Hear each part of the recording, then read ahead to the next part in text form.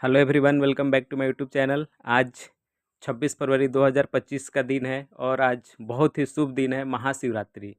महाशिवरात्रि भोले बाबा का खास त्यौहार है और चाहे स्त्री हो चाहे पुरुष हो, मेल हो फीमेल हो, बच्चे हो बूढ़े हो, कोई भी हो, इस त्यौहार को लोग धूमधाम से इस दिन फास्टिंग रखते हैं, मंदिर में जाते हैं, पूजा अर्चना करते हैं।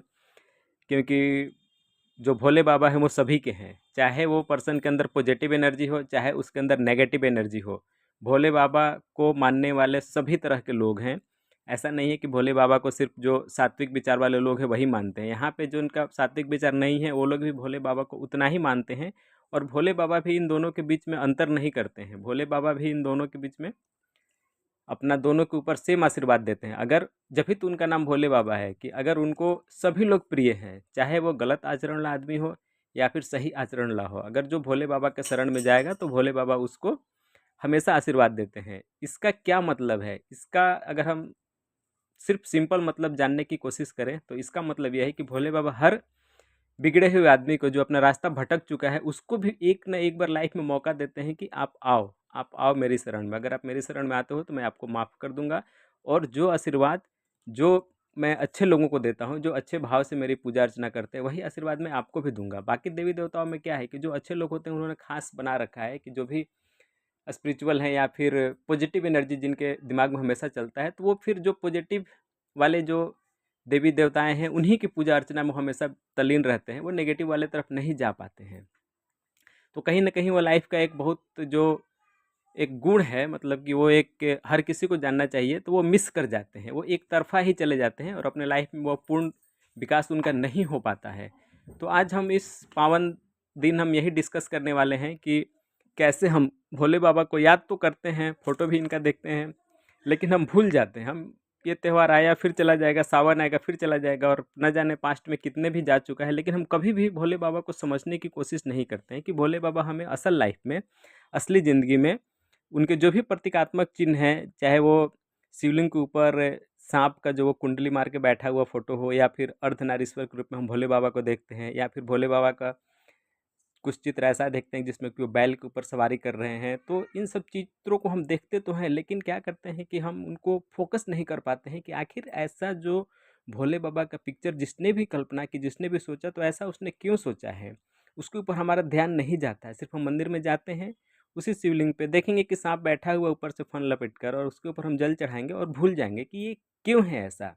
या हम अर्धनारीश्वर के फोटो को तो हम बहुत इधर उधर शेयर भी करते हैं और खूब प्रणाम भी करते हैं, और बहुत आश्चर्यचनित नज़रों से देखते हैं कि यार ये क्या है, कैसा रूप है भगवान का। तो जिसने भी इस चीज़ को सोचा होगा कि भाई ये अर्धनारीश्वर भी एक तरह की शक्ति है, तो उसके दिमाग में उस समय क्या चल रहा होगा और हमें इससे क्या सीखने को मिलता है। अर्धनारीश्वर के बारे में हम डिटेल में आगे बात करेंगे इसी एपिसोड में। तो ये जो बैलेंस है ना, पॉजिटिव और नेगेटिव एनर्जी का, शिव और शक्ति का जो बैलेंस है, वो हमें क्या शिक्षा देता है, हम अपने लाइफ में इस बैलेंस को कैसे यूज करके अपने लाइफ को, जो हमारा प्रेजेंट लाइफ है, उसको हम कैसे आगे बढ़ा सकते हैं, सफलता पा सकते हैं। तो जब भोले बाबा का नाम आता है तो जनरली हमारे मन में यही चलता है कि जो थोड़ा नेगेटिव माइंड वाले लोग हैं, जो तांत्रिक हैं, भूत प्रेत, या फिर जो साधना करते हैं, जो राक्षस होते हैं, जनरली हमें सीरियल में भी यही सब चीज़ें दिखाई जाती है। चाहे बुक भी हम पढ़ते हैं, जब आध्यात्मिक बुकें, तो उसमें भोले बाबा की पूजा करने वाले लोगों की संख्या या भोले बाबा की साधना करने वालों की संख्या, ज़्यादातर नेगेटिव इंटेंशन वाले लोग ही भोले बाबा की साधना करते हैं।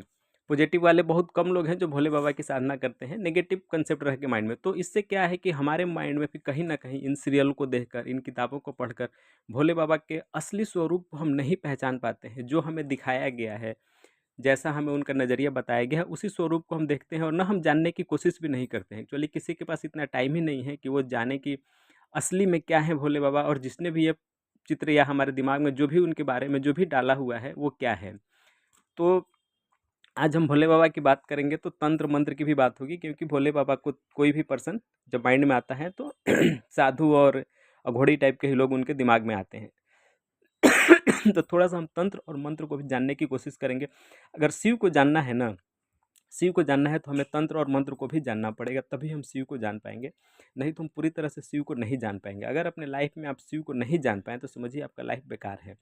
बाकी देवी देवता तो एक तरफ है और शिव का एक अलग अस्तित्व है, क्योंकि शिव का हर एक प्रतीकात्मक चीज़, हर एक प्रतीकात्मक आदमी को लाइफ में गिरे हुए आदमी को भी आगे बढ़ने का मौका देता है। ऐसा नहीं है कि शिव सिर्फ जो बड़े लोग हैं, बहुत वेल मेंटेन्ड हैं या फिर बहुत इंटेलेक्चुअल हैं, बहुत पढ़े लिखे हैं, सिर्फ उन्हीं के देवता हैं, नहीं, वो सभी को बराबर का मौका देते हैं। बाकी देवी देवता के पास तो अदर लोग जाते ही नहीं हैं, कुछ ना कुछ चीज़ें नेगेटिव सोचकर। तो आज बहुत ही शुभ दिन है कि हम शंकर भगवान के बारे में बात करें, महादेव के बारे में बात करें, उनकी शक्तियों के बारे में बात करें और हम महादेव के जैसा अपने आप को कैसे बना सकते हैं, जो महादेव की तीसरी नेत्र है, जिससे कि सारी दुनिया डरती है कि महादेव अपनी तीसरी नेत्र से सबको भस्म कर देते हैं। तो वो तीसरी नेत्र हम सबके अंदर भी है। हम हर एक मनुष्य, हर एक पशु पक्षी, हर एक पेड़ पौधा, उन सारी शक्तियों जो महादेव के अंदर है, उन सारी शक्तियों को लेकर वो पैदा हुआ है। लेकिन जाने अनजाने हमें इन शक्तियों के बारे में बताया नहीं गया है, तो हम कभी भी अपने लाइफ में उन शक्तियों का यूज नहीं कर पाते हैं। सारी शक्तियाँ लेकर पैदा तो होते हैं भगवान की, लेकिन हम अपने लाइफ में कभी यूज नहीं करते और हमेशा इधर उधर भटकते भटकते अपने लाइफ को गुजार देते हैं। हमें पता ही नहीं चल पाता है कि हमारे लाइफ का क्या मकसद था, हमारे पास कौन-कौन सी शक्तियाँ थीं।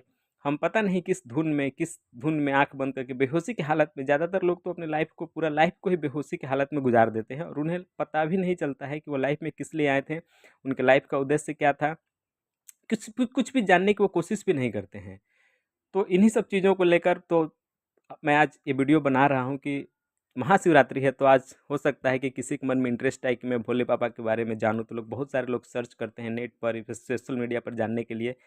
तो मैंने भी सोचा कि क्यों ना, अगर मैं भी कुछ चीज़ों को पढ़ा हूँ और मेरा भी कुछ मिसकंसेप्शन था इन भोले बाबा के लिए, और चाहे कोई भी देवी देवता का मूर्ति हो उनसे रिलेटेड, तो मेरा मिसकंसेप्शन तो सारा दूर हो चुका है। तब मैं चाहता हूँ कि जो मेरे व्यूअर्स हैं, मेरे देखने वाले लोग हैं, चाहे मेरे जो भी कुलीग हैं, चाहे मेरे जो नेबर्स हैं, रिलेटिव हैं, जो भी हैं, जो भी जिस भी तरीक़े से मेरे को जानते हैं, तो मैं चाहता हूँ कि उनके मन में भी जो ये बहुत तरह के भ्रम वाली चीज़ें हैं ना, वो आज बाहर निकल जाए उनके मन से। तो इसी सीरीज़ के तहत कि मैं इस वीडियो को शूट कर रहा हूँ कि हमें कभी भी, अगर आप अपने आप को मानते हो कि आप इंटेलेक्चुअल हो, पढ़े लिखे हो, समझदार हो, पढ़े लिखे से मेरा मतलब ये नहीं कि आप ग्रेजुएट हो, मतलब आपको भाव पता है, सोशल चीज़ें पता है, सोशल एथिक पता है कि समाज में लोग कैसे रहते हैं और कैसे क्या करते हैं, इन सब चीज़ों के बारे में थोड़ा भी अगर आप व्यवहारिक पर्सन है, तो आपको ज़रूर जानना चाहिए भोले बाबा के बारे में, और इससे आपको बहुत फ़ायदा होगा।